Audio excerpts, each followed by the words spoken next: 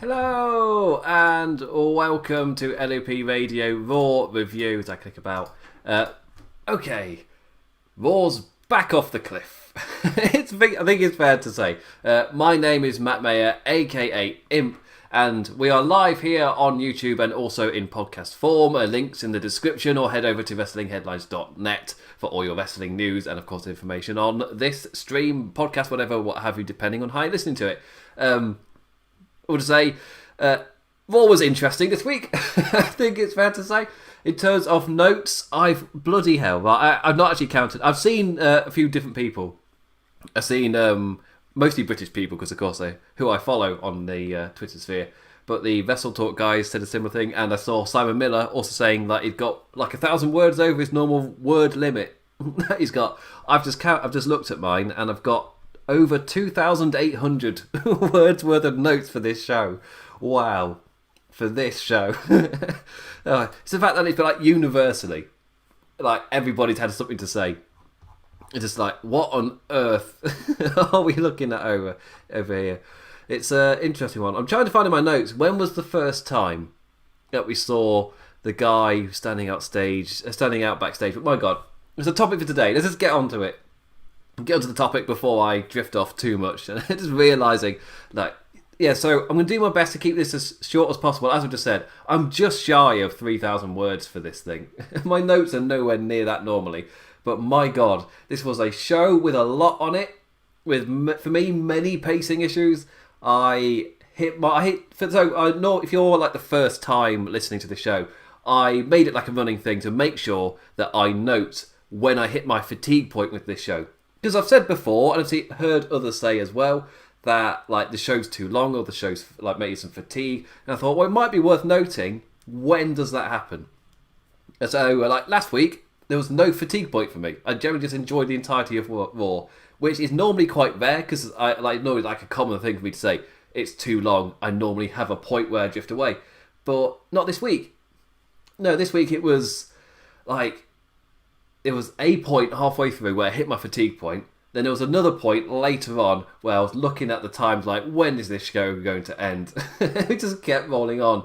I'm like, my God, it's half an hour left and there's guaranteed to be no wrestling. Oh, like the fan in me was just like if I wasn't doing this review, if I wasn't doing anything for Laws of Pain / Wrestling Headlines, I wouldn't have finished this show. And I got hit up on Twitter. A shout out to Shane, who hit me up on Twitter, just saying that he would have had the similar. He did stop watching, so that's quite interesting to hear. Like, I'm assuming Shane either listens to this or reads my work or whatever. But yes, just that to hear that there is a fan who doesn't do any stuff, but does watch the wrestling, but isn't like somebody like me who covers it. And then just hit people to say, I stopped watching. So, it makes my opinion feel a bit more grounded that I hit that wall. But if I did stop watching, I would have missed. Oh dear. So throughout the show, there were random things like power outages, and there's apparently a couple hours before Raw went live, just checking everything's working. Yes. Yeah, great to check everything's working, a few minutes in. Should probably do that a little bit earlier. Yeah, anyway, so so they've built throughout the show. There were really random things happening throughout, like light flickerings and things, and you're like, oh, is there a mini thing? They said there's the weather. I'd heard nothing about any weather issues. So immediately I'm like, what's going on here? And is it linked to Shane McMahon? Because that was before they went live, they announced, Shane McMahon's going to be on the show. Oh, pop a rating. Woo. It bumped them up, I think, 0.1 million. So that is an up. It is an up. So I give them that. And I don't know in pandemic numbers for television what that represents like as a normal type of jump. I'll call it good. It's a jump. Let's give them a stone. Let's give them a thing. What do you give them? In my head I'm like, give them a stick. That's not right. Give a bone. Wow. It is midnight here. Anyway, so throughout the show they were teasing about Shane McMahon's going to be there and there's random things happening. In terms of flickering lights, and my God, a box has been knocked over. But there's rumours that it wasn't an accident. I'm just sitting there like, what is this? What is this? Oh, just soon because it was Charlie Caruso as well. It was just it wasn't Charlie Caruso the one I'm thinking of. I was because with Roman Reigns being crushed by the thing that fell over. And I was just like, oh God, this is It screamed that because of the slight randomness of it. Like, things haven't been blocked out to make 100% the most sense in the world. I will say, for me, MVP carried this show throughout all of the nonsense. He did his best to tie everything together, and I still loved the Hurt Business. And at the end, they stood tall. But oh my god, there's a lot of nonsense. So my god, a box has been knocked over. And then they kept cutting to a big bouncer standing outside of a door where there was pounding music, and we're like, what's going to happen now? And we're told that Shane McMahon's in there. That's what's going. This is kind of weird. They're building to something. I'm assuming in the final hour we'll find out. Found out earlier than that, it just randomly cuts to Shane McMahon, who's inside the place, and turns out it's a fight club. Like, okay. Turns out Shane's hosting his own blood sport show. Yeah, what?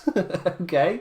So it was randomness all night, and then it just randomly cuts to him. And first I thought, is the randomness tied to that? The answer was no.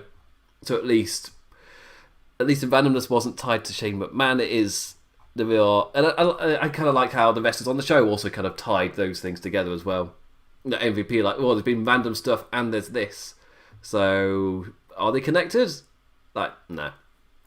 But we got, like, intermittently throughout the show would cut back to the Bloodsport event, and I might as well describe it.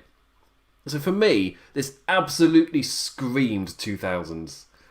It's just like a dingy, murky, like underground fighting thing with sweaty lads and in their dark shirts and scantily clad women dancing on a stage, and Shane McMahon emceeing as people fight in the middle of a ring in this really dingy place. I'm just like, oh, this screams 2000, and it's not for me. I'll be perfectly honest. I opened Twitter after the show, and I was just like, I feel like I should save all of my words for this broadcast here, but I was so confused. Like, as soon as I saw it, it was not even a laugh. Like, I've listened to quite a few things throughout today.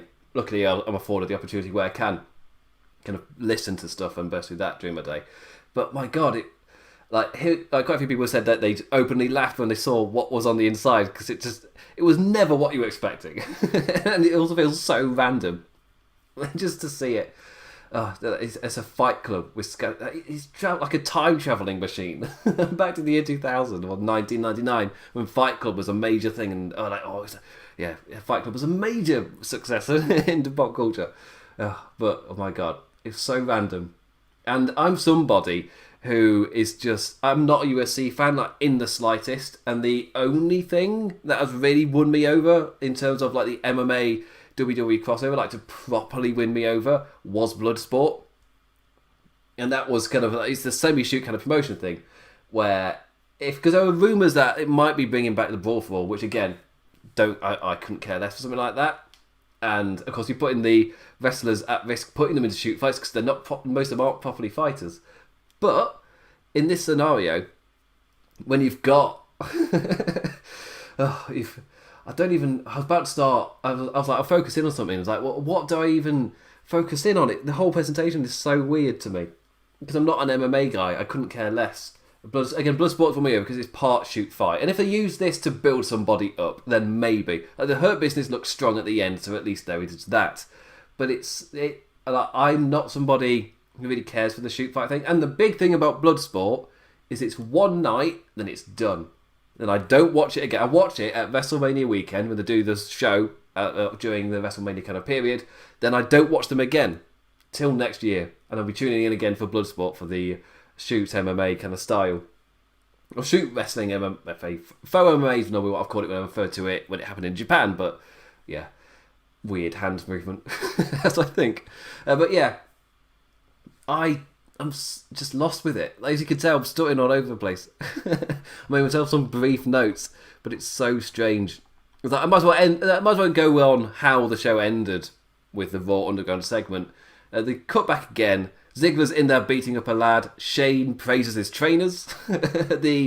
Obviously, again, they've got Shane McMahon going over this whole thing. And there's one really important point, because it's got this whole dingy feel, but it's got the mad Kevin Dunn production, which again, I've said before, works in certain aspects when the action in front of you kind of fits what the old camera cuts are saying. And Kevin Dunn will seemingly try and create the feeling of madness and cutting and all this action type of thing, even when the action in the ring doesn't represent that. And for like, no, just you don't have to go at that speed when the action in front of you. Don't match what's in front of you. Don't make up a story as the cameraman. Which is what, for me, that's Kevin Dunn's biggest sin. He essentially tries to tell the story himself without taking into account what's actually in front of him. And sometimes, so when they do click, like I was saying with like there was the tag team match, there's really people jumping all over the place. For me, Kevin Dunn production works perfectly for that. And so when he was cutting all over the place and there's people jumping from everywhere, yeah, it can seem a bit manic at times, but for that kind of match, it works. For this, where it's kind of dingier, for me, it created a feeling of overproduction, where they're going for a dingy feel in this underground place. If you're going for that, you're not cutting between 20 cameras back and forth constantly, trying to create that kind of chaotic feeling. Because if you're a dingy underground place, you can't afford 20 cameras and a production truck. You cut that crap down. Nearly swore. You cut it down. And it's... yeah, so that was like a little thing. And then, of course, as well, throughout the entire thing, you got Shane McMahon emceeing. And like, as soon as it started, I was like, yeah, Shane McMahon would come across as the kind of guy who would want to start this kind of thing and would think it was cool. However, when I'm watching it, I don't feel that it's cool. Because A, the overproduction, A, the feeling like we've jumped back in time. Like the scanty, for me, like one of the sticking out points was like they're trying to make it seem like this super cool thing was the dancers on the stage, but that's not a thing in 2020 that generates that feeling. So like, and my other feeling was maybe this does like go for the demographic, because of course on television you're not gonna grab the like my age. I'm in my mid-20s. You're not gonna grab me for the kind of demographic to tune in on television. I don't watch live television. Obviously, I'm English. I didn't watch this live anyway. Like, I woke up next day and was able to wind through it at my own leisure, pause it when I had to go off and do stuff. Like, yeah, I'm fine with that. Massive tangent. But maybe the Fight Club, the dancing girls, the fact it's Shane McMahon, are they going for a demographic of which I am not in? But again, that's still that major issue. If you're playing to that older audience, then you're not bringing in new fans. And this was weird to me. Like, the fact there was this show as a whole is madness. There's a reason I've got nearly 3,000 words. The underground thing is just like the start of it. So again, I said I was going to talk about the end, and I've gone into like more notes about production and like the fact that Shane McMahon's riffing over it. And when afterwards as well, like throughout the show, when they came back, it'd be Tom Phillips, and he would like directly just say like, "Wow, that's cool, isn't it? Isn't that cool? Yeah, I can't wait to go back. That's so cool." Nothing is more uncool than having your like kind of just straight robotic white male saying to the camera, "Wow, isn't that cool?" Nothing's gonna make me think it's less cool. So says generic white male. But still, it's like, yeah, like nothing makes me think it's less cool than that. Just there's so many multiple things that, like, they're going for a feeling, and it's one of those things where in theory this could have been great, or it could have been something totally different and just create this interesting feeling, but in execution for me there's just too many little things. It came across to me that it was a bit too try hard, and that's one of those feelings where a lot of people won't feel that, and it's normally quite more of a personal take when he says something's a bit try hard. But for me, again, it was the fact that having commentary put it over in such a way whenever they cut back. It was the overproduced feel. It was Shane McMahon presenting it as a super cool thing, like tune in at this point, with the official logos as well and everything. It's a little bit much for what was meant to be an underground fight club. Again, what is it? What is the point of this? Where are you going? But anyway, the show ended with the Hurt Business turning up to there. Later on, MVP was rightly just saying, like, why is no one more concerned about this Fight Club thing that apparently seems to be there. And of course, like Molotov's being thrown up. Why are you questioning me about my United States Championship? Weird stuff is going on. What reporter are you? Again, MVP tied all of the nonsense together. He was just asking the correct questions. Like, what is wrong with you people? Again, he's meant to be like the heel, trying to shut her down. But I feel like, no, he's right. What are you? MVP came down, he grabbed the mic off Shane McMahon and announced that they were now running the place. He asked who wants to step up to the CEO of the Hurt Business, who is Bobby Lashley. And Lashley destroys a poor lad in the ring. The main thing I not mentioned, because I've said Bloodsport before, but if you don't know what that is, it is that shoot kind of MMA wrestling style. I think the first one I watched was Matt Riddle's in the main event, and the second, so it's called Matt Riddle's Bloodsport. The second year was Josh Barnett, who is a former MMA fighter, and New Japan Pro Wrestling wrestler, I guess, as well, because it's a wrestling MMA style. But the main point is that there are no ring ropes either, and it's a pure kind of shoot style. And I've said that Bloodsport last year was the event that convinced me that Karrion Kross just has that something special. Seeing him in that environment convinced me. So, as somebody who's not normally not an MMA guy in the slightest, this idea doesn't appeal to me at all. I couldn't care less, and it feels so random at the same time as well. Like, you're not going to get me in with this. I'm not the target audience in the slightest. However, I have been shown in the past that it can work, and Karrion Kross is my proof. I keep wanting to call him Killer Kross, but Karrion Kross is my proof that somebody can be built up and somebody can use this kind of atmosphere to do well. I've seen it happen, and I am not an MMA guy.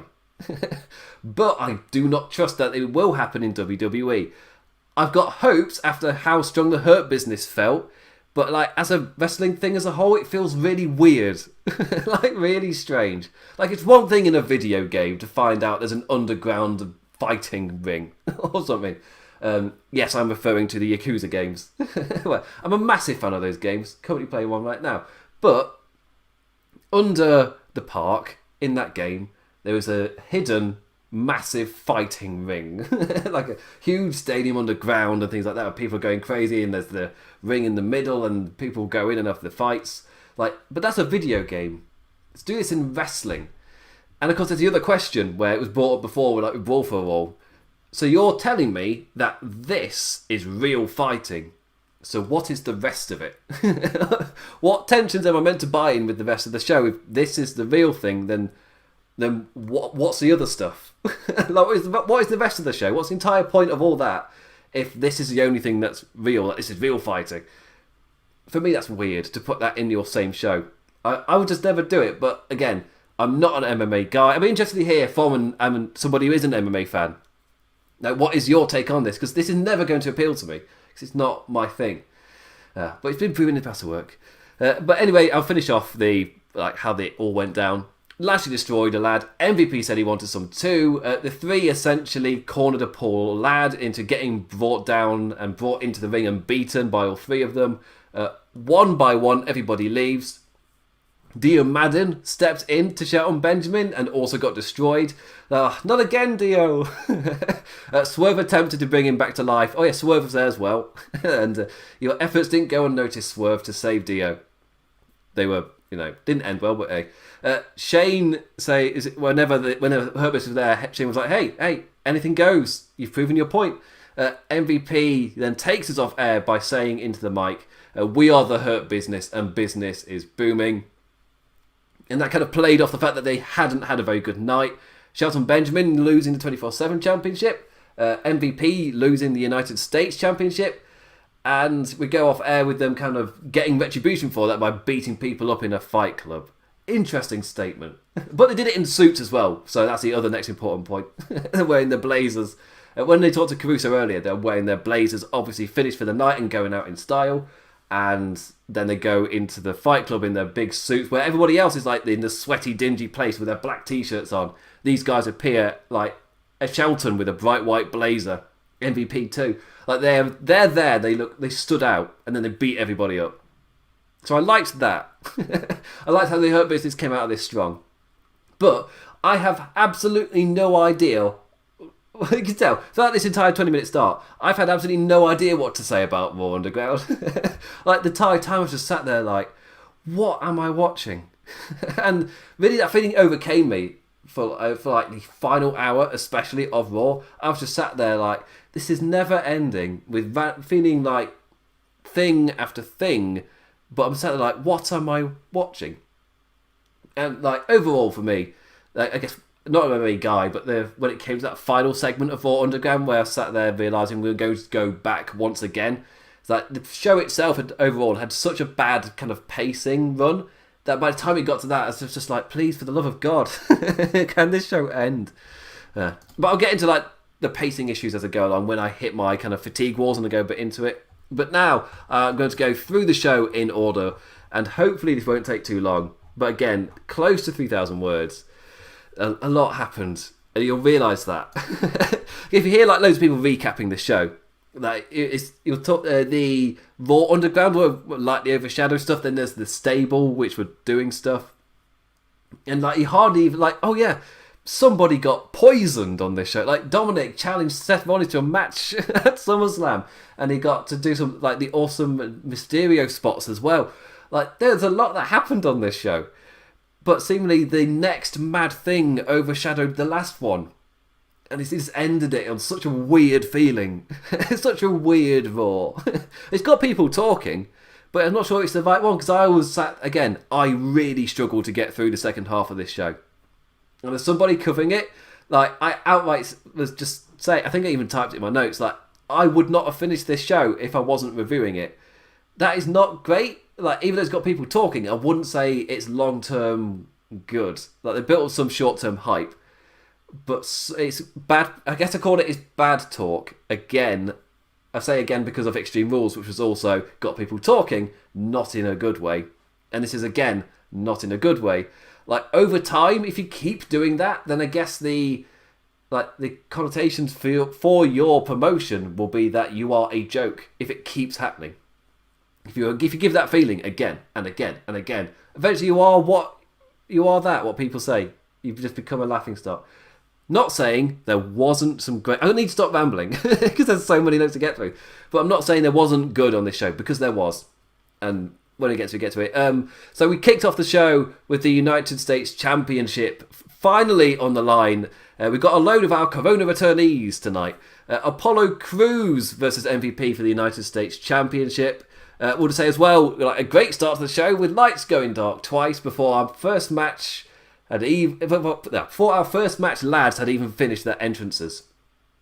Obviously, commentators bringing this up, MVP addressed this as well. By the end of the match, I was definitely thinking, right, this isn't like we're having production issues and we're going to just go with it. This is seemingly slightly purposeful, and that led in. I mean, I was behind it at this point. It's like, you're doing something different, and it's more atmospheric and the characters are reacting to it, but it's not being shouted at you. That is constantly happening. That reminded us it happened. It was narrated that it was happening. It wasn't drilled into us. And I like that. That's a bit better for WWE. And Crews is back. Apollo Crews. Welcome, my friend. Enjoyable enough opener. And we got a happy Apollo Crews afterwards with his promo to Charlie Caruso. Just happy to be United States champion. So it's a fun way to open the show. It wasn't anything to write home about, but it was enjoyable enough. It did its job. Yeah, before the match, MVP ran his mouth. Before the bell, the lights flickered again. As has been the case with Porter's return, the younger talent has been able to get the better of him. Showcased well before the ad break, with Lashley and Benjamin pulling MVP out of harm's way after an Apollo burst. And then Apollo took us to break with a tope flying over the top rope. That was doing me in. Onto the three lads on the outside as the lights flickered once again as he did it. The lights flickering as they were doing the moves. It's like being on a cruise. I've even italics that in my notes. I'm such a nerd. My back and forth... Yeah, it's a nice back and forth after the break. But the same story for MVP struck once again. He nailed a German suplex on Apollo, who just popped right back up, ducked the lariat, and lifted MVP up for the toss powerbomb. Down he slammed, and Crews is the new rightful United States champion. Again, fun opener, did its job. After replays, we immediately went to a backstage interview with Caruso, who was waiting outside of Gorilla for Apollo. He's a happy champion. That title that MVP paid for sure does look good on his shoulder. We then cut to MVP ranting crazy at the commentators. Then directly to camera addressing Apollo. Porter was saying that it was under unsafe working conditions. The flickering white lights, just the conditions. He wants his rematch, damn it. And he wants his rematch at SummerSlam. I can't do that voice too much. That hurt a bit. Banks and Bayley were up next. But before that, we cut to a low angle of a bouncer outside a door as music pounded from the inside. Commentary informing us whatever this is the brainchild of Shane McMahon. So this is where the build started. I said I was looking for it earlier. It's immediately like after the first bit. So yeah. Next was our Banks and Bayley interview. Sarah Schreiber introduced the two as they are elated and bouncing with all of their gold. They introduce us to a VTR of their Raw Women's Championship match from last week. My mouth's going all over the place today. Before cutting back to them, we get Asuka incensed, threatening that revenge shall be sweet. Banks and Bayley are irate at them cutting to that. They came to this interview so professionally. But before they can go on, Shayna Basler walks in. She's got a problem with what's going on, says that she's next for the title and socks Sasha in the mouth. Looks like Banks is going to have some walls to climb over to make it to SummerSlam. And that's set up our singles match later tonight. Our official second segment of the night, Kevin Owens show. Right, so to start off again, during his intros, Mike continued to cut out, and that was like a running theme throughout this, especially the first bit. Kevin Owens' Mike would kind of like cut out a little bit, and they, again, as characters, tried to be like, oh, I'm making gags and jokes about it. It's like, is it weather issues or shame? It was neither. Owens brings out Ruby Riott, so this was a interesting segment. I'll run through it first before giving my kind of thoughts on it. We've got Ruby Riott, who goes on about struggling in singles competition, but after finally overcoming that last week, the only thing that could make it sweeter were if Liv Morgan were here. And Kevin Owens is like, well, she is here. And then now at this point, I'm just like, I'm not really invested in this duo. The Riott Squad never really gained any momentum. Like they got their pockets of fan support, and who were like really, really happy to see them like get pushes and succeed. But on the show itself, they were never really treated as a big deal. So to see this whole thing like, won't be great, we could be the greatest thing ever once again if we just team up, if we just get past our hardships. Like, you were never great in the first place. He didn't win anything. So again, but Kevin Owens brings out Liv Morgan, and I'm not entirely sure why he cares. But hey, guess he's just a lovely lad that wants everyone to be friends. He went into that a bit later because this played into his kind of work with Randy Orton. So if I'm giving this praise, it set up the fact that later on Kevin Owens was saying, I just really want to help people in the locker room. I want to be the guy that Randy Orton could be if he wanted to. Like, I like that later on. So this set up for that to make sense. Really, it got an awkward encounter between the two women. Ruby getting all emotional as she apologises for not accepting Morgan. For not accepting that Morgan had grown and changed since the squad split. You want to say getting emotional, I mean just it was an emotional delivery. And I wouldn't say the script was the best, but Ruby Riott, for me, Ruby Riott did as great a job as she could with what she had. And I don't know at this point how much is scripted and how much is kind of allowed to do what you want. Like Drew McIntyre screamed that it wasn't really that scripted. MVP stuff, again, similar thing. But with this segment, it felt like both women were heavily scripted and were sticking to what they were saying. And they did the best with what they had. It's that what they had was fine, I guess. And if you're like me and we've been watching long enough to know that the Riott Squad never really particularly gained much momentum, then this falls flat a little bit more. But it's the recent story that she's not really much at all Ruby Riott without Liv Morgan. Weirdly, again, with Bianca Belair being subbed in to play Liv Morgan after she had to leave for no reason at all for 3 weeks. And Now she's back, they can continue the story with the right actors.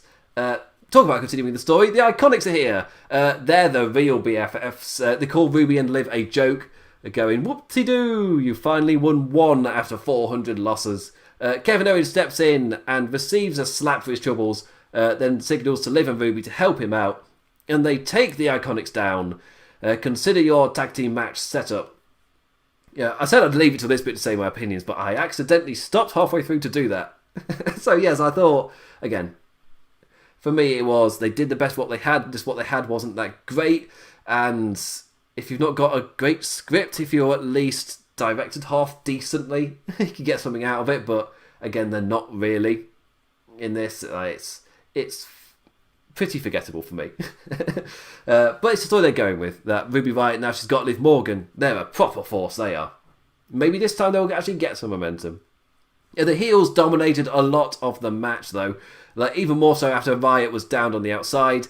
Morgan was suddenly able to score the most devastating move in pro wrestling, a quick roll-up, and stole the win.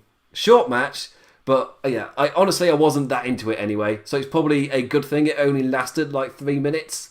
Plus, in terms of time for the segment, they had a long bunch of time for the Kevin Owens show with those two setting up the relationship with Ruby Riott and Liv Morgan. Then the match itself, that means it's got like nothing. And you've given all that time to Riott Morgan. Maybe it made more sense for me if like the Iconics tried to get on top, but now that Morgan and Riott are together, that now they can. But they went with more, the synergy's not 100% yet. And the Iconics are that, so they dominated a bit more. But over 3 minutes, not like a lot. After the match, Kay and Royce attacked Morgan. Riott interfered, and we get our double team from the two as they slam one of them down. Can't remember which one it was. With a double team, like a double STO type thing. And that was the end of the segment. So, again, it was not great chemistry in the match itself, but afterwards you saw the promise of chemistry in the future. But again, this felt long. Not really behind it. Don't really care for it that much. And the scripted promos from Riott and Liv Morgan for me weren't that great. But yeah, I would just say, before I move on properly, the wind's picked up a little bit, and as I've said before, there's currently an extension being built like right above me and around me. Not now, it's the middle of the night, but the stuff is there, so there's scaffolding around me, and because of the wind, the thing's flapping. I don't think the mic can pick that up, but there's just like wooden planks going across scaffolding, and they are flapping a bit, those wooden planks, so they might be here like a gum. Hopefully it's not too bad. Hope the mic doesn't really pick that up. Because it's a bit of a duller sound, it might do. Fingers crossed not. Anyway, again, how long if it's a bad issue, I might try and sort something out or tie them down or something. Anyway, after this, we went for the best thing ever, talking about stuff falling down. I didn't even mean for this to flow. The bit that, when I think about everything that happened on the show, I just keep forgetting about this, but oh no, a box fell over backstage. They cut for a report for this. This is fantastic. My favourite thing is it's so questionable. There's Caruso is there, and she's saying that there's rumours that she informs us a box has fallen over, but there's rumours that this wasn't an accident. Like the superstars backstage, like they're spreading like the rumours around that this box wasn't accidentally knocked over. I can't even get through it without laughing. Because again, if you're trying to build up like this sense of weird chaos going on, just again think about the end game and what this actually does. Like this doesn't scream like, oh, this box is on the ground and some people say it didn't just fall over and there's just like cables and things inside. It's just like, I don't think this paints the picture you're trying to. It's such a nothing thing. But the thing that did work was MVP walking in, like rightfully pissed that they're wasting airtime on this, and just questions Caruso on like what on earth she's reporting on. Caruso like changes his agitated tone fast by informing him that Apollo has accepted his United States Championship challenge. But, oh no, somebody's stolen Shelton Benjamin's 24/7 title. The gang's got a case to solve. And off they go. At this point, you can tell I'm chipper in my notes. But that box should have been a warning. In terms of, you've had the lights flickering. They're building to something. They've mentioned Shane McMahon. You've seen the lights flickering. You've seen a box knocked over. Like, my God, like, who knocked over that box will be the biggest mystery not solved. I mean, maybe it'll be solved, but it feels like such a nothing random thing that you can easily drop it and move on. This kind of screams similar, because in terms of like the random things that were happening, it screams similar already in 1 week to the Who tried to kill Roman Reigns storyline from last year, where it felt like week to week it was so blatantly, like, it wasn't known where this was going. It was so blatantly built from like week to week, or maybe they had an end game, but they had absolutely no idea how to get there, and by the end they'd gone on such a massive tangent and just gone with stuff that it just, like, each week felt like they were trying to solve something and it didn't make any sense, didn't work. And the fact for me, the proof that it was rushed was, to go back to the Roman Reigns thing, was, I think I said, somebody else was tweeting out about it, and I was just like, I would have loved to be in on that storyboard meeting, but I highly doubt they had one. There's the blocking for the shots and figuring out what goes with what flows, what should we go to next, and you storyboard it just to see what it kind of looks like, get a kind of smaller idea.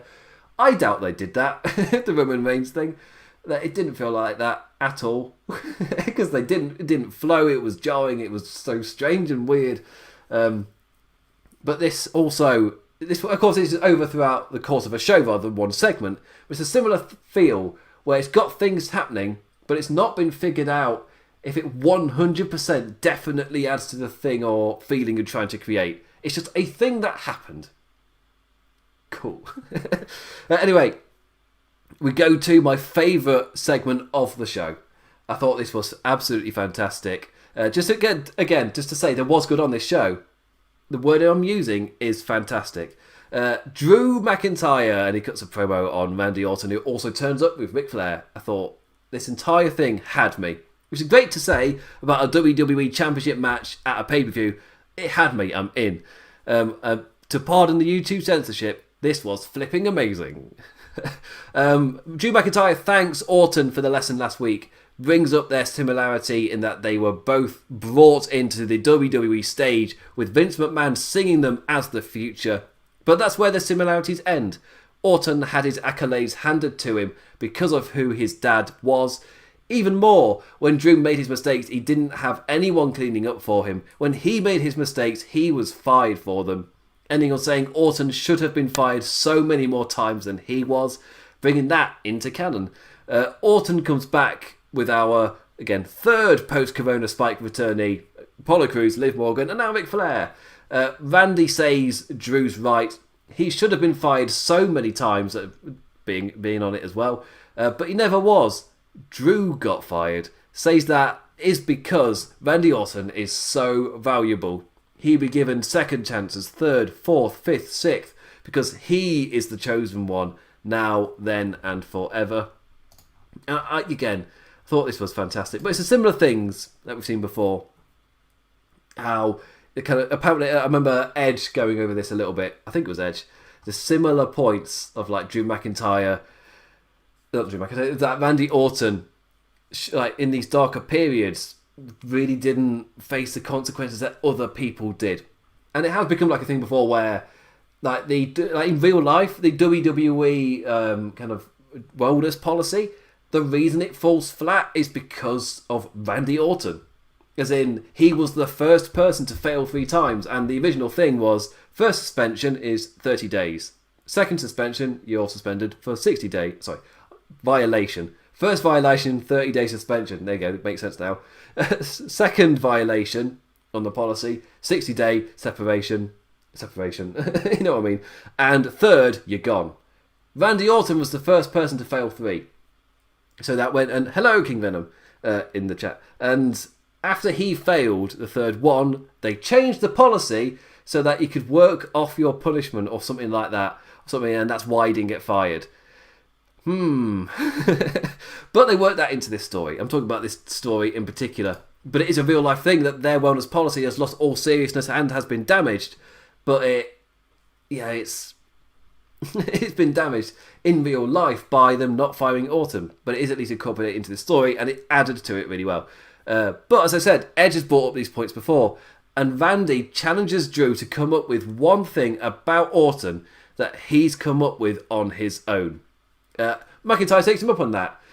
Tells Orton he's everything wrong with the WWE. He brings up Undertaker's Last Ride documentary, which was another cheap plug, where the most interesting part he found was Orton. Taker brought Randy up to his level. Why did he do that? He didn't have to do that. It's because he loves this industry. When was the last time Orton passed on any of that knowledge to anyone in the back? McIntyre brings up 10 years ago how Edge pulled Orton out of a hole. Well, back then, Randy walked past Drew McIntyre in catering, at a moment when his world around him was collapsing. A kind word could have changed his life then. But Randy didn't do a damn thing. He calls Orton no leader. The boys in the back respect. He sees a selfish prick. Drew has got a whole lot of receipts to pay at SummerSlam. He's going to rip Orton's head off, and he's damn well going to see it coming. Fantastic promo, unlike me there, stutting all over the place. Fantastic promo. Talk about McIntyre rising to the challenge. I loved this segment. There's such fire behind Drew as well. The stuff we saw him really hone when he was fired by WWE, and over the course of his years on the Indies and Impact, he really honed delivering this kind of promo. And now we're seeing it really often. And now the fact that he's doing it against somebody the caliber of Randy Orton really adds a lot. I can feel my voice going. Wow. Good gold. My voice is going. Yeah. Anyway, this will cut us to backstage with Nia Jax. She's with the ginger lad. Who is Pat Buck? That's it. That's his name. Then we get Kevin Owens, who's backstage talking to Liv and Ruby in a fake room. They even shot it so you could see above the walls. Interesting choice, I guess. First with Liv and Ruby. Secondly, Ric Flair walks in. Owens talks about everything he sacrificed for his career, but no, he's going to take a different path. He wants to help others in the locker room, be what Randy Orton could be if he wanted to.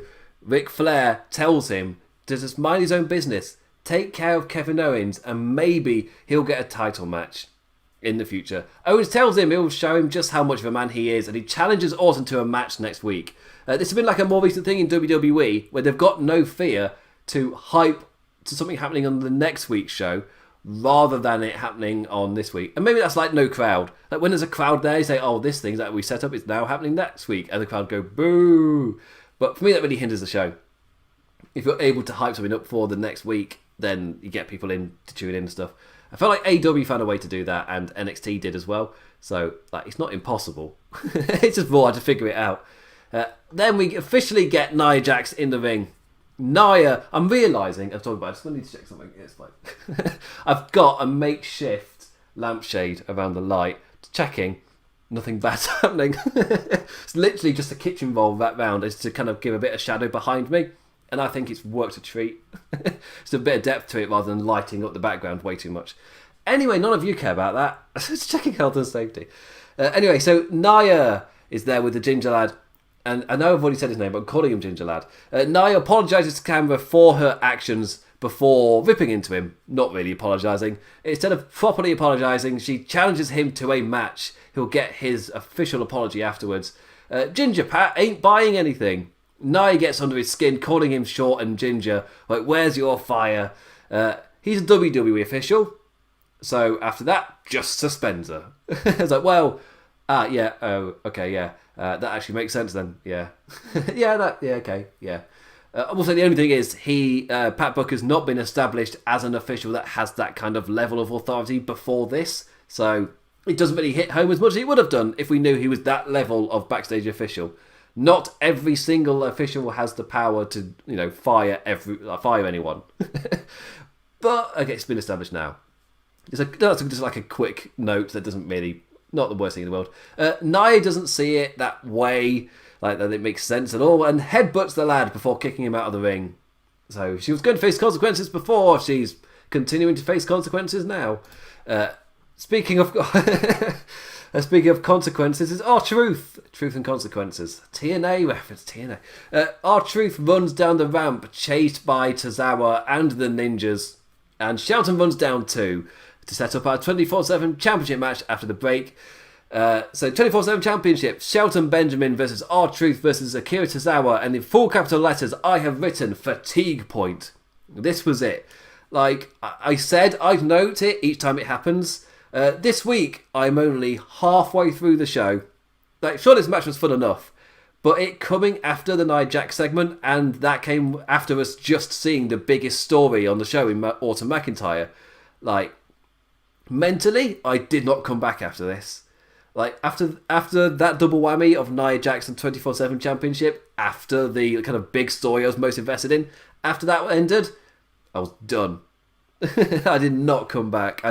Mentally, I really struggled. I was able to focus on certain things, obviously, but I was like, I didn't get back in, like, after this. Halfway point, and then it's got worse and worse for me as the show went on.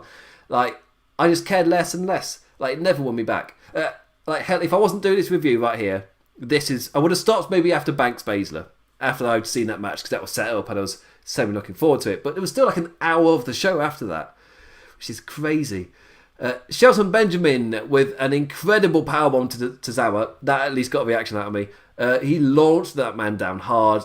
Hit a pay dirt to Truth as well. Benjamin, yeah, they had him actually beat them. But the ninjas jumped in. Those damn ninjas. Ninjas jumped in. The first handspringing off the ropes before Benjamin just clobbered him out. MVP and Lashley dealt with the rest. But back in the ring, Tozawa sentoned off the top onto R-Truth and nicked the win. Akira Tozawa is a new 24/7 champion and he scuppers away.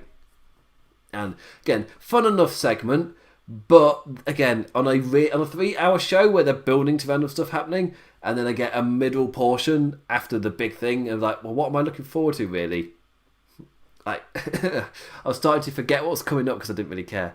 After this, we got our Shane McMahon reveal, because again, they're building throughout the night. What is this going to be? Cutting to the bouncer outside. They had a guy bringing a load of drinks. He then saw the bouncer and then just turned back and walked away. And I was just, the entire time I'm watching that, thinking, the guys still want their drinks. Like, surely? Did they not want drinks? Were you think you were doing a friend? What a weird thing to do.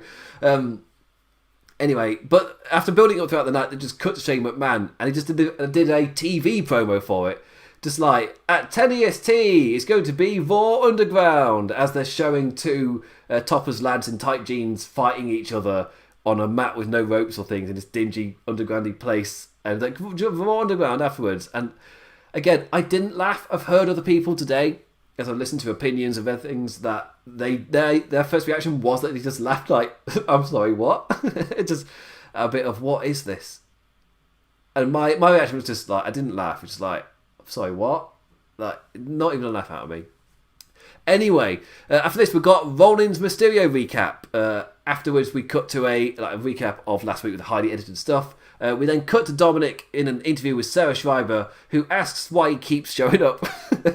Dom says he's not been of sane mind as of late, and I've written that as in Kyrie saying, I'm such a nerd, and can see why people have been calling him crazy. But if that's the case, they're sure going to call him crazy when he challenges Seth Rollins to a match at SummerSlam. Damn it, Ray, sign the contract or the boy gets it. This is what they're hanging over their head. That builds to something later. Next up, Shayna Basler versus Sasha Banks. Segment number 6 of like 10. So again, I'd already hit my fatigue point. I'm like, right, I'm looking forward to this. You can see maybe why I struggled a bit. Basler nowadays taking no BS, like an attitude that probably didn't bode well into her. Just maybe didn't bode too well with her having to deal with Banks and Bayley shenanigans. There's some awesome counters in this, like a brutal Uranagi from Basler, like a sweet Rana from Banks as well. Like the 5 to 6 minutes or so we got from this were great. We didn't get much though. And quickly onto Asuka running down and attacking Bayley, and that caused the referee to ring the bell. But Bayley's not in the match, so I'm really confused. Why did the bell ring for Asuka attacking Bayley, who's ringside and not in the match? Like, that happens all the time in WWE. So that basically just means the next time that they do this and they don't ring the bell, it's like, well, why did they ring the bell that time? Inconsistency. It's all we ask for from officials. It's a bit of inconsistency. Yeah, but I was really enjoying Basler Banks. It seems to be like a running theme at the moment. Is you have a match that the fans want to see, and you put that together, but you don't want anyone to win or lose, so you don't have a finish every kind of screwy ending. But you have to come up with so many screwing endings that you're causing inconsistency amongst the show and the product. And this is what they did in 2019, was they essentially destroyed their own rules that they had set up, and in that in that world, your universe has no shape. When you establish rules and then break them, like rules for your world, and then you break them, then the whole thing has no shape. It can't hold anything. And they're in danger of going there again, as they are in desperate mode, seemingly. Once again, just throwing stuff at the wall, seeing what can stick, as they desperately try and get ratings up. And when this happened in the past, I just stopped watching. As in, I just looked at it and just went, right, I'm going to go for... I think I did this in 2019. At the start of, I think it was May or something, where it started to happen. With what was it? They did the Superstar Shake-Up, and then they did the wildcard rule. There we bloody go.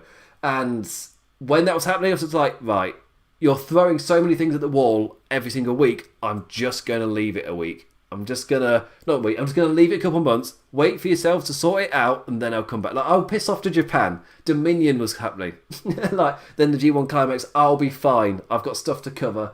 I'll be back for SummerSlam. And I felt like that worked. And I saw people on Twitter just talking about how it was still super random. But if I just stop watching, I can't do that this time because I'm reviewing it for the site. But it's still, for me, they're not there yet. They're not at that point. Because I hear comparisons to WCW, where for me that's just the go-to point, that go-to point of comparison.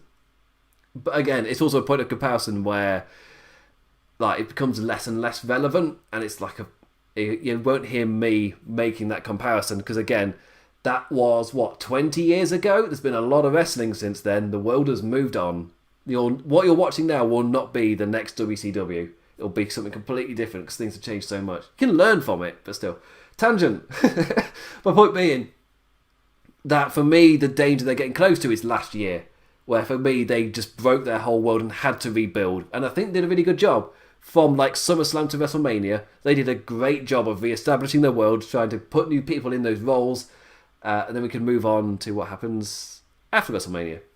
But they're in danger again, with that worry about ratings and not really caring what that does, from week to week, and the kind of if you're last minute just throwing something wild out there, then that means you're not taking into account how your world feels or anything. It's nerdy story stuff. If your world has no shape, then why do I care about anything? When it's literally anything can happen, because there's two types of that. They've said that in the past, I think anything could happen in the WWE was one of their monikers. But when anything could happen, but that's because the rules you set up then get broken because they don't mean anything. That it's not the same thing. If anything can happen because your world has no shape, that also means there are no consequences for things happening. And they're in danger of getting there. Now, I'm a bit worried that after SummerSlam, after we've burnt through our big matches, Sasha Banks versus Asuka, Drew McIntyre versus Randy Orton, what is there next? I'm a little bit worried. And that's that period that they entered for me in 2019. Just a couple of months where it's right, I'm just going to step back and come back when you've sorted your crap out. And I feel like they started to do that by kind of August time, when I was tuning back in to see the build for SummerSlam. I'm a bit worried this time that after SummerSlam is when we'll get it. That period from October to the Royal Rumble might be all over the place, especially as they come more and more to terms with the fact that they will not be running live events, because it's one of those things where the places could open and it could come from up top that you're perfectly fine to run these things, but they're not. America is not ready, and neither is my country. We're not doing it either. It's just, there's a very strong chance that even the next WrestleMania will not be allowed to have fans. Or at the best case scenario, you get what you're getting in Japan or what Germany are talking about possibly doing. Germany ahead of the UK. So what I'm seeing in Germany, I kind of look at them and say, well, we could be there at some point. But in terms of stadiums and shows, the football, for example, in Germany, they put out something saying that we are ready to have all of this in place and to go with reduced fans in stadiums and slowly kind of leak it in over the course of months. whenever we get the go-ahead from the government, of which they have not been given. It's just like they've got stuff in place, they've got a trajectory to go on. They've got a slow build and reintroduction of limited fans, which we're kind of seeing in Japan as well at the moment. It's as a timeline. But that is your best case scenario for next WrestleMania, really. And as WWE kind of come to terms with the situation they're in, will not end for quite a while. As that sets in, I don't know if the kind of panic will be... Because in the investors call, that was the latest excuse, was that really want to... I mean, it's one of the, for me, this is the one that probably holds the most weight, because the pandemic 100% has turned everything on its head and affected everything, especially WWE revenue. But in relation to why the ratings are down for television, yeah, lots of people have tuned out and said, I will come back when fans are there. So what Vince is saying is 100% right. Getting to running to live fans again, that's probably what we'd go for. However, the country is not going to be in a state to do that for quite some time.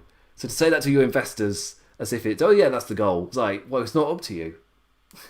You're lucky that lucky in quotation marks, that in Florida they've got a governor is it Governor, Mayor, Senator guy at the top, wherever he is.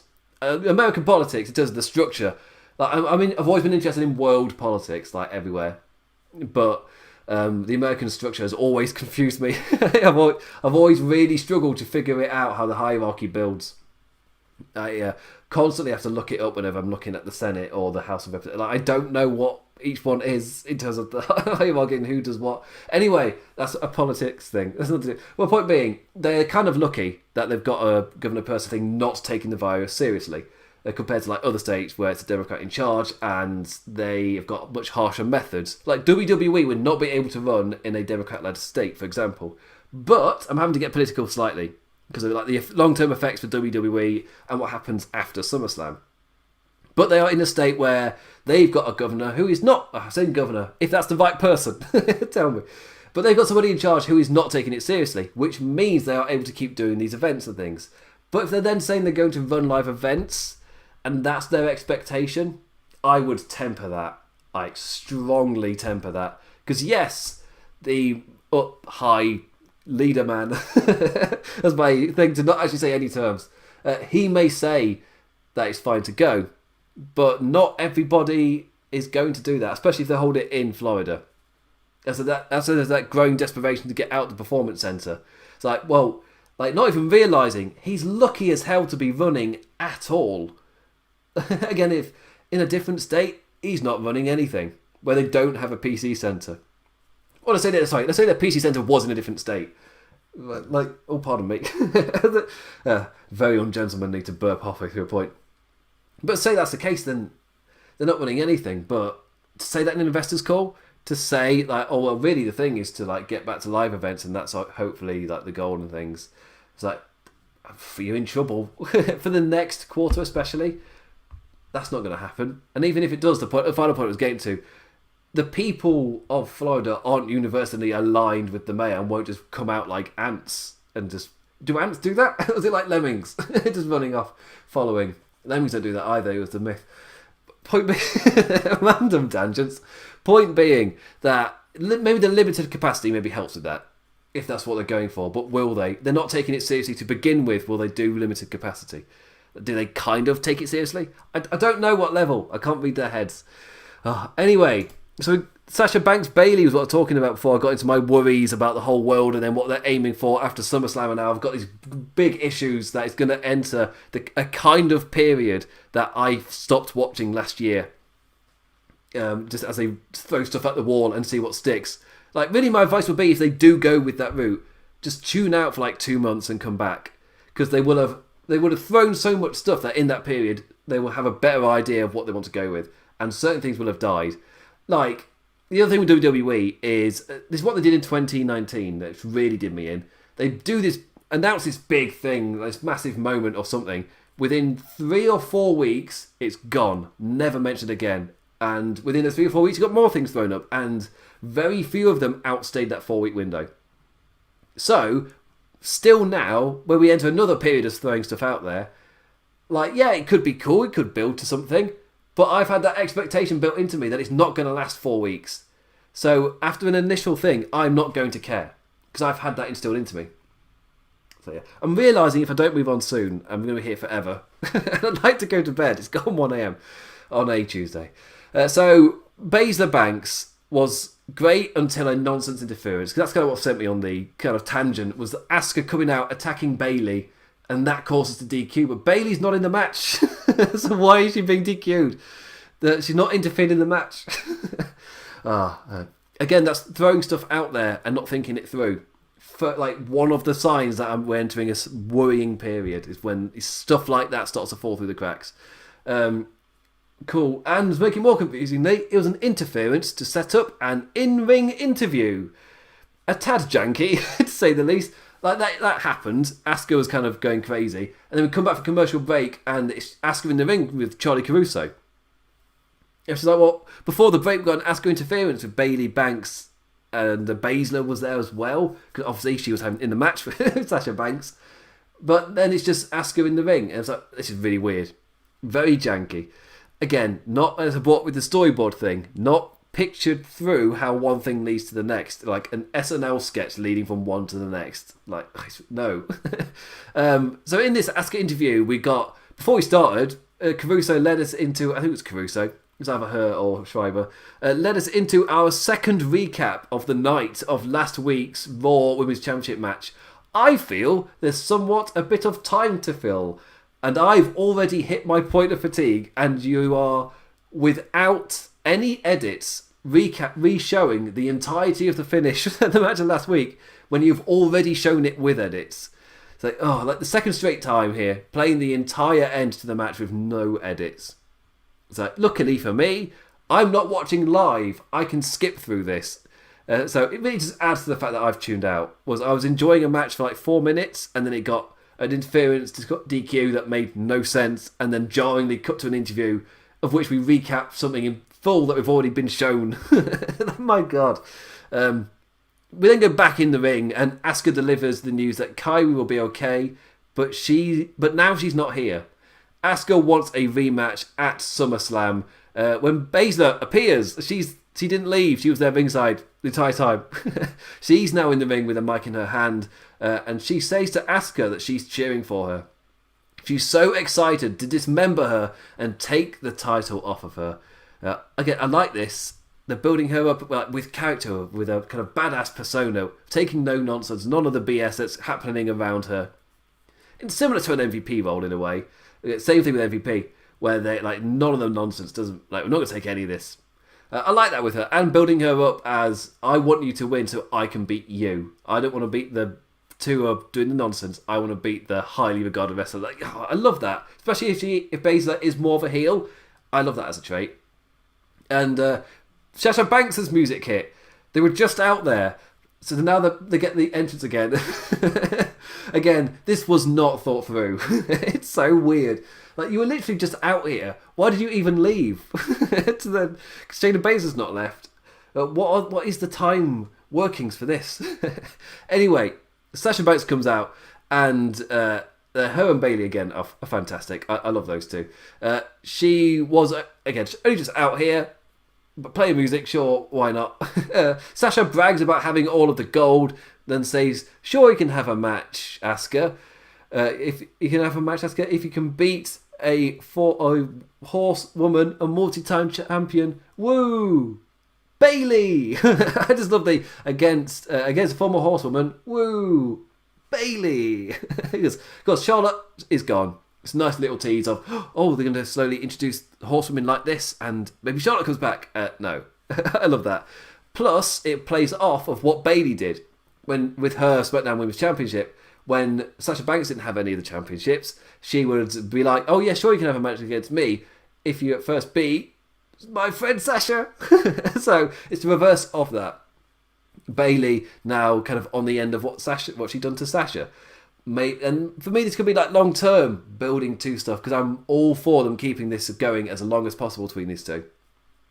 I like where it is at the moment. After that, Angel Garza is backstage flirting with a lass off The Bachelor. USA has shows to promote, damn it. So, outside celebrities, hooray. I've no idea. I don't know. I've heard of The Bachelor. I know what it is. I know what the format is. Never watched it. Never will watch it. Don't know anybody on it. Never will know anybody on it. Well, woman, I didn't learn her name. Just blonde lady who's on The Bachelor. What off Bachelor she is. And here we went into Raw Underground and our time machine back to the year 2000, where Fight Club is a popular thing again. And the one thing I didn't bring up, actually, when I did the full address of it, was the music. Like, watching a big 7-foot lad beat up folk as beep-de-boop music beeps and boops. It's a very weird choice.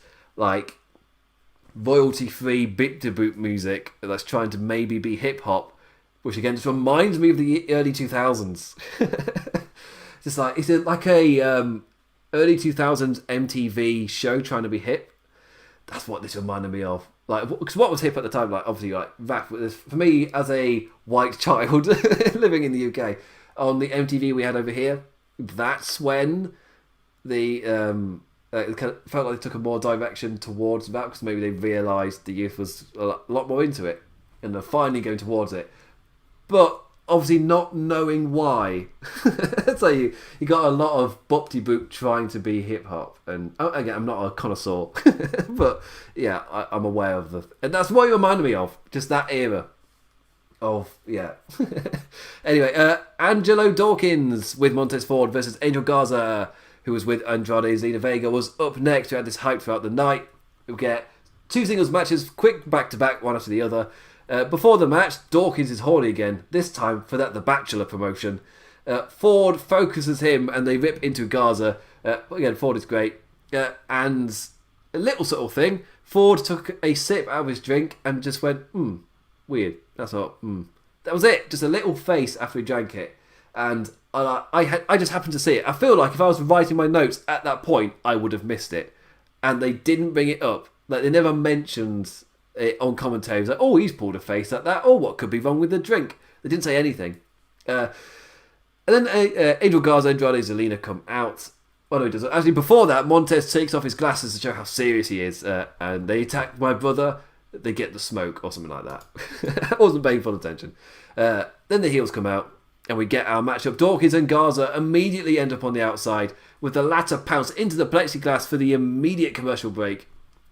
Obviously, you get your big promo, you cut to break as soon as the match starts. There was a funny spot where Dawkins tried to powerbomb Angel off the corner, but instead ended up just ripping the man's pants off. The old Tai Chi spot, I love that. Dawkins manages to hype back into the match.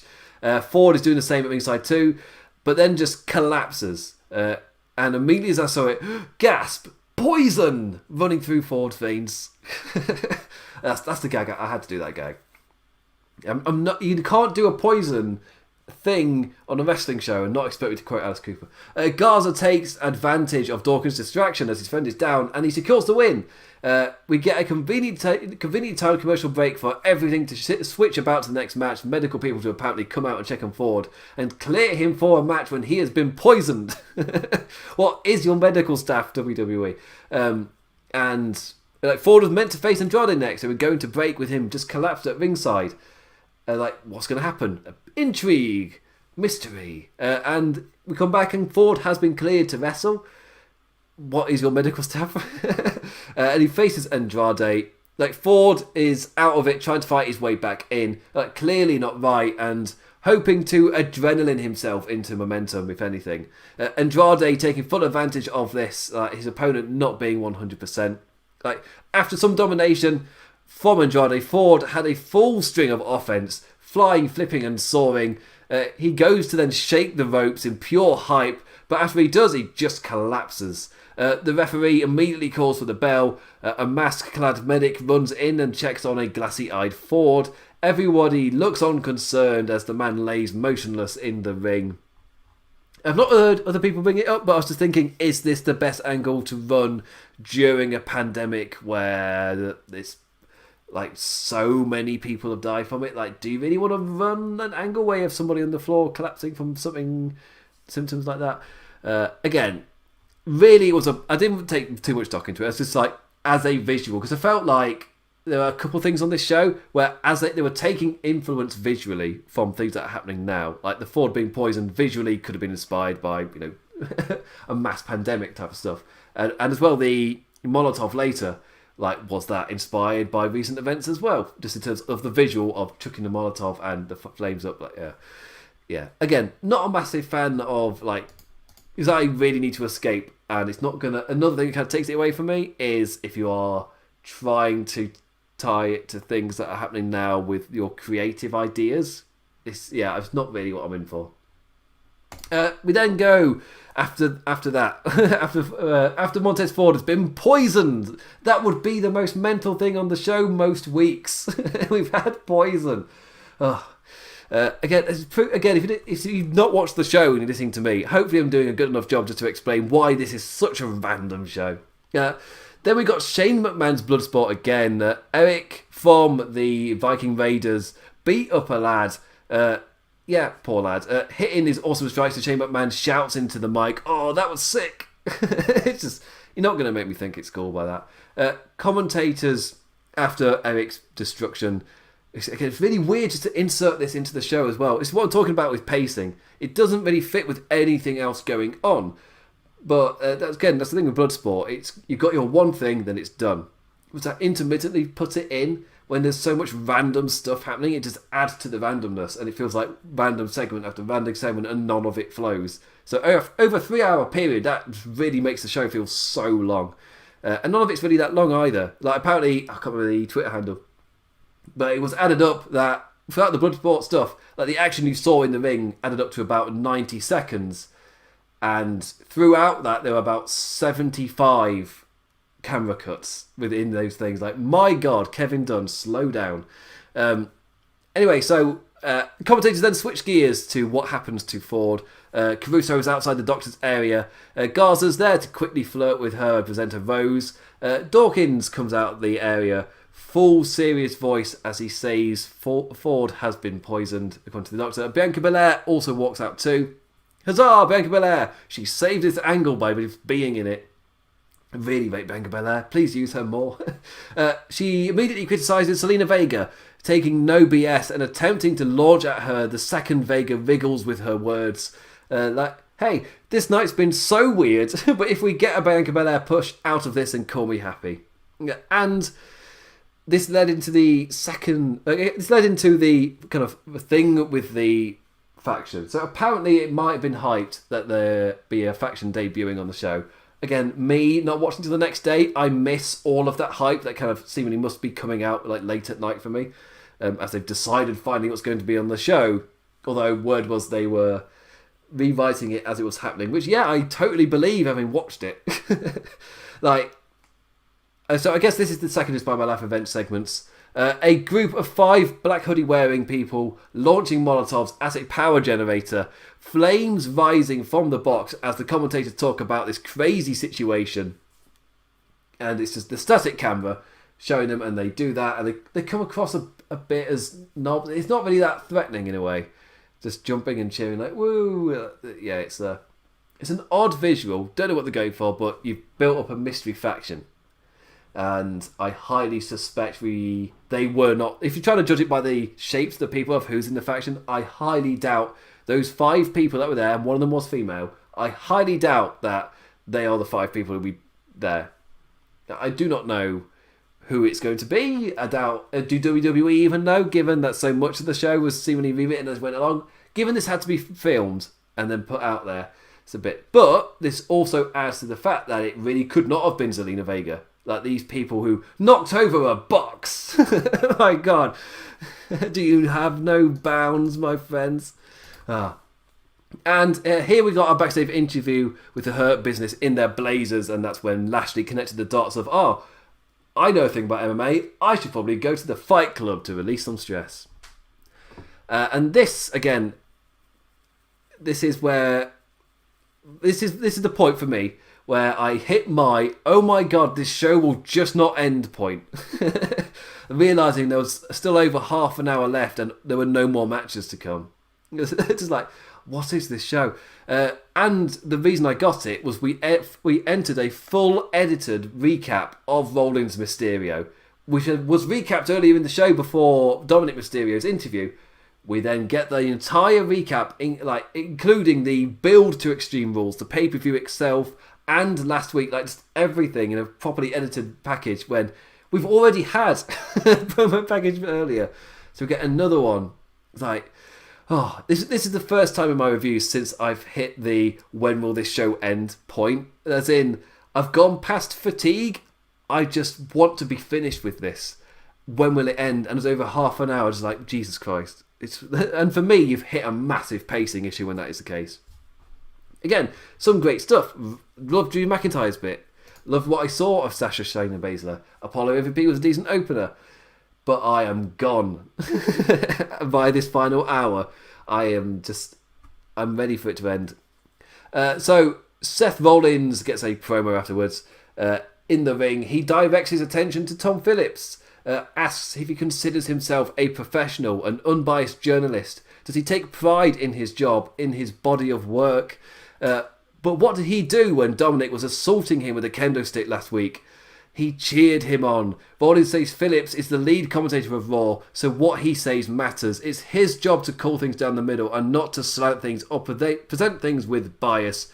Rollins calls him out for doing a poor job, names him a liability. The entire time Tom Phillips is kind of quiet, just backing off, seemingly affected by Rollins. And Rollins' delivery as well was very shouty, very directive.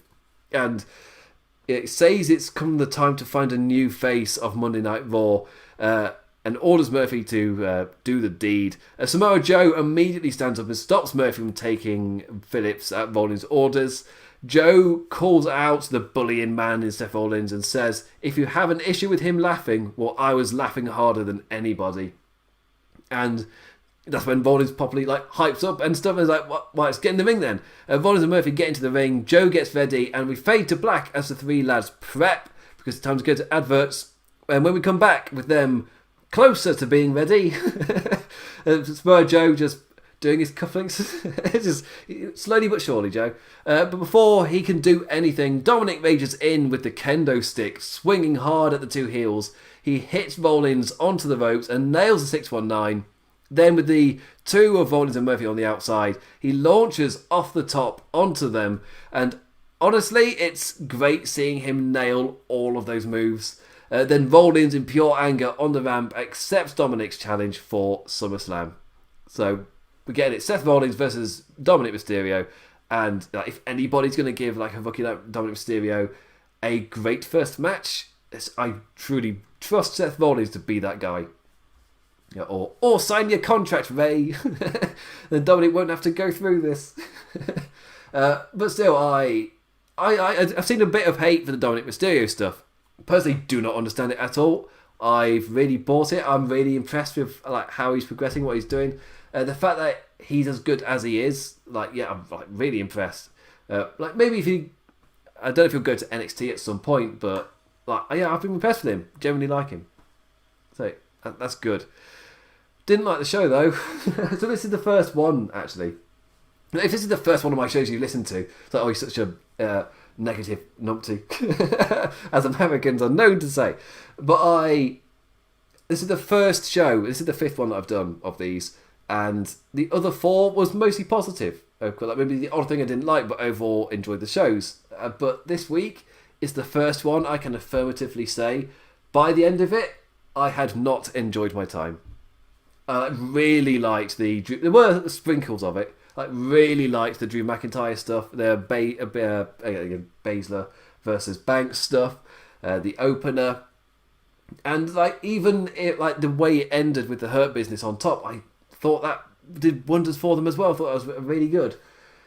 But the whole as a show itself, I was feeling like I was fatigued halfway through, and then with half an hour still to go, if it was maybe even more than that because there was an ad break, with that much left, I was done.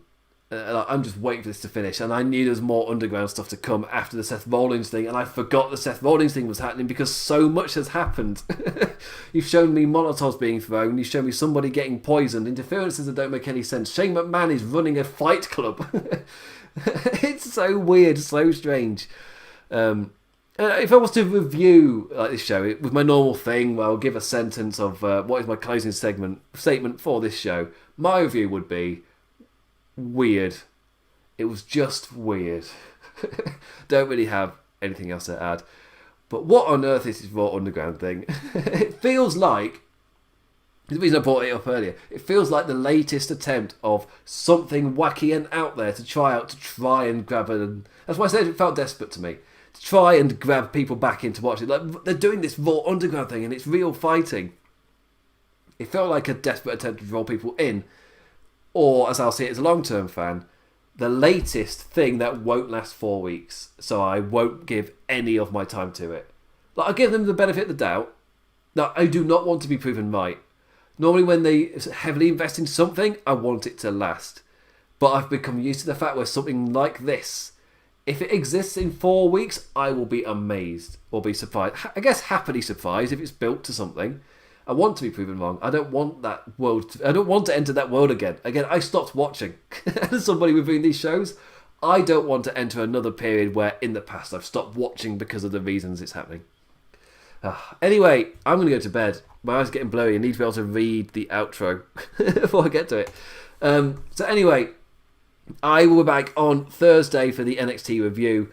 In terms of the future of that show, I don't know if NXT will be joining AEW moving to Thursday, so that temporary thing, so they can keep the battle going. But if they do, then the show obviously just moves to Fridays. I can do it on Fridays. It's fine. But please check out the other shows here on LOP Radio and, of course, on Lords of Pain /Wrestling Headlines YouTube. Again, I'm back Thursday for the NXT review. Same time, same place. Live after AEW Dynamite is our AEW post show, Dynamite After Dark with Jamin and Jeff. Fridays on the podcast only, we have the WWF The Legacy Series, an unabridged look over the history of the now WWE with a journey of the WWF. And we've got the... I tried to bloody remember the name of it. Doesn't matter. Leave that thing. On to the next thing. We've got a history of the Canadian wrestling in a similar vein to WF Legacy. It was meant to debut this Monday, but encountered a few issues, so been pushed back to next Monday. Keep out for that. I will plug it when it's like everything is set up and we're good to go. So don't be afraid. Don't worry. Everything will be announced. You'll know it'll be coming. But that will also be a podcast special like the WWF The Legacy Series.